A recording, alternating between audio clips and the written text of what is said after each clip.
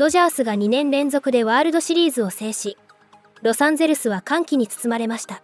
優勝を祝う集まりはムーキー・ベッツの自宅でも催され、チームメイトや関係者が健闘をたたえ合いました。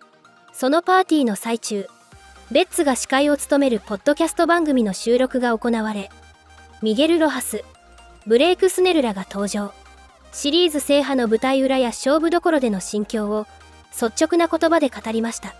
ロハスは別のインタビューで、ワールドシリーズ最終第7戦の9回1死、1点ビハインドの場面で放った同点ソロの裏話を披露。打席後に大谷翔平からかけられた一言を明かし、人生で最もクールな出来事の一つと振り返りました。ロハスは、この言葉に感謝をにじませつつ、野球人生の集大成へ向けて一層気持ちが引き締まったとしています。これらの模様を日本語字幕付きでご紹介します。So I want to start with you, Miggy. You're like the unsung hero, right? But you know how much everybody believes in you in that clubhouse and in this organization. And so for you, like, to stay ready, bro, you didn't play for like damn near like a month, bro. And for you to stay ready, like how long did it take for you to really kind of get into the kind of a rhythm? Because not playing for a month is a long time. And like from our perspective, it's like you came in game 6, you don't have time to get in the rhythm. Yeah, Mook, to be honest with you, I don't know if you remember that conversation that we had coming out of the shower a couple of days before I start. Oh, yeah, so, we did. Yeah, you did. Oh, because I asked you. I checked on you. Yeah. I said, how you doing? Mook, you checked on me 3 or 4 days before that happened. And it was crazy because I wasn't feeling that great at that moment, you know? If you asked me to play that day, I probably wasn't going to be as locked in or good as I was in game 6. And that's what I attribute everything that I did to you guys and to my teammates and to the guys who were maybe on the roster at that moment, and seeing the energy of everybody kind of like fighting for the same thing kept me motivated to say, you know what, I might get an opportunity here and I need to be ready for the boys, because I think my answer was I can be negative about what's happening right now. I need to stay positive for the boys because we've been doing this for so long, and it will be really selfish for me not to be ready if my name is called and then I'm not ready to go and play. Then game 6, like you say, I got the chance to play. Doc gave me a good couple days in advance, and even though that doesn't mean anything when you haven't get an at-bat or anything like that, I felt like I was ready mentally, and I wanted to help, and I wanted to contribute like everybody else doing. And I think one of the things from our team that we can take forever is like, do your part, you know? It doesn't matter what you're doing, you need to do your part. And I think that's what kept me kind of like ready to go. And when I step up on second base, I say, do my part. And I need to just catch my ground balls, make the plays, and see what the result's going to bring, you know? Mm-hmm. You did it. I mean, shoot it. And the ball will find you, because like there was a couple plays. You had a bare hand that was nasty. We turned a double play. I was gonna say a couple double plays. And then that last pick was like poetry, bro. It was poetry. Kike threw it, and you were you got to the bag a little late.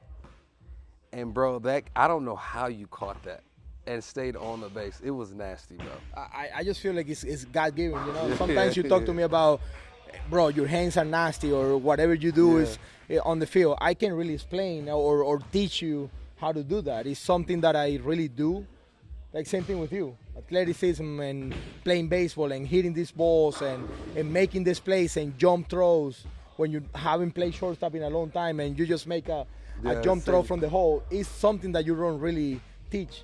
I just feel like that's something that, I mean, when you're competing and you want to win and you want it as bad, I feel like it just happens. And your natural abilities come out. So, what did the guys say in the dugout? Do you even remember? I think one of the coolest things that happened in my life so far. I hit the homer, right?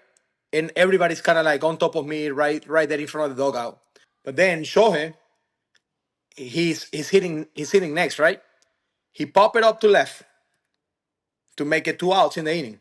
Came back to the dugout, and I'm by the back rack, like laying my helmet.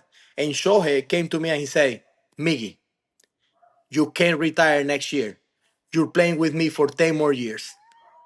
And I got a picture of him kind of like holding me and telling me that I can't retire next year, that I have to play 10 more years. And I say, sure, I'm all. And I don't know if I can play for 10 more years, but I'll play with you next year for sure. I think that was pretty cool. By the way, that's a hell of an agent to take into negotiations with Andrew Friedman. I'm just saying, like, why don't you just bring him in the office? You might make 30 mil next year if he's your agent. After what just happened, it's really hard to see myself playing in another team next year. And I would just want to play one more year. So you can come to your own conclusions and you can actually do the math there. But I'm just playing one more year, Chris. Now we're on joint forces. In our first year together, we win a World Series, bro. So, bro, you were rolling. Like, tell me, like that run that you were going, like in the changeup. Tell me, like how you just got rolling like that. It's not out of left field either. Like you got two Cy Young. So like I've seen it. I've been on the hitting side of it, but now being on the same side, like how do you do that, bro? Yeah, it's just it's really just a mindset.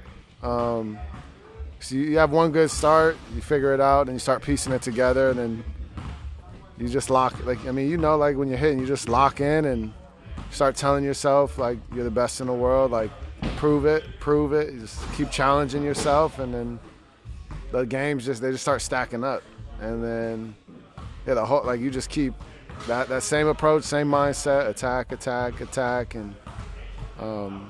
and it's able to happen, and you just go, you take off, and usually I'm able to do it. And then you're doing it here, and he's like being in LA. How was that doing it like in LA, like in this? I like it. I like it more in LA because it's more. When you do bad, people talk more. When you do good, they talk more. So it's both sides of it, but that's what I wanted. Yeah. It seemed like you loved it, bro. Like you seemed like you made for LA, dog. I like it. Yeah, I like when people talk shit too. I like that. Yeah, I like that. Did you ever pitch to Ohtani? Yeah. With the Angels? Yeah, check the numbers, Dan. Check the numbers. I never gave up a hit to Shohei, and I will have that for the rest of my life. I think he was like 0 for 10 or 11 or something. Wow. Yeah. Yeah. You don't rub that in, do you? I haven't told him yet. I didn't know how he would take it, but I got the numbers. He's 0 for 11 with 4 strikeouts. Yeah, feels good. You feels owned good. the greatest player in the history of the sport. Yeah, it feels great. I'll take that all day. Did anybody ever ask you how to pitch him, knowing your success? I mean, guys asked me on our team. Obviously, I would never say anything to anybody else, but I think you can't throw middle speed pitches, and unfortunately now that's all I throw is middle speed pitches. So I don't know if I would have done very well now, but. And those like the slider, changeup, mid 80s, upper 80s. I don't care how good it is. I don't feel confident throwing that stuff. So you got to throw really hard or throw soft, like okay. curveball. But at what point do you know I can't do this? I can't fool people. Like I can't be Clayton Kershaw anymore. Yeah, I think over the course of this season, I really started to feel it more. Like I was able to pitch okay, and had a decent season, which I'm super thankful for, and I was healthy for it. But, sometimes you look up there and I was throwing, 87, 88 mile an hour fastballs, and I felt healthy, felt completely healthy. And, it just felt like it was the right time. Like this was not going to work for that much longer. And so in the day and age that we have now of velocity, like even 91, 92 is not potentially enough. Like you can get away with it as a starter if you know what you're doing. But it just didn't really feel like I had enough in the tank to do it for one more year. And, Elle and I even going into the season, we're like, hey, this kind of feels like the last one. And so, this last month, knowing that it was over and getting to do this the way it was, just couldn't write a better script, man. It's unbelievable.